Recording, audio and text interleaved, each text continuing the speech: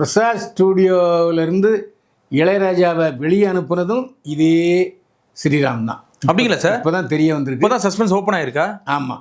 என்னென்னா இளையராஜா அங்கே வாடகை இல்லாமல் இருந்துக்கிட்டு இருந்தார். அப்போ அவங்க கண்டுக்காமல் இருந்தாங்க.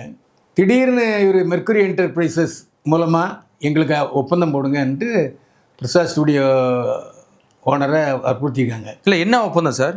அதாவது இப்போ இளையராஜா இருக்கார்ல, ஆமாம், இளையராஜா இருக்க இடத்த நீங்கள் மெர்க்குரி என்டர்பிரைசஸுக்கு ஒப்பந்தம் போடுங்க.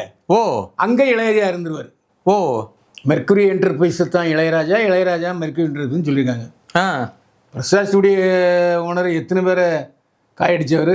ஆமாம், போட வேலையை பார்த்துக்கிட்டு இளையராஜாவே நாங்கள் வெளியே போகணும்னு சொல்லிட்டு இருக்கோம், நீ வந்து விட்டு சொன்னோன்னே தான் பிரச்சனை பெருசாகி இளையராஜாவுக்கு வெளியே விட்டாங்க. ஆ, இது சிக்கலாகி போன்ட்டு.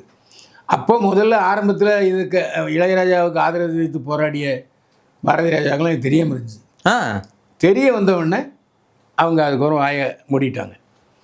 இது வந்து இளையராஜாவுக்கு தெரியும். உடனே என்ன பண்ணிட்டார், அவர் இப்போ எம்எம் ஸ்டூடியோ வாங்கி இளையராஜா பேரில் பண்ணிட்டார்.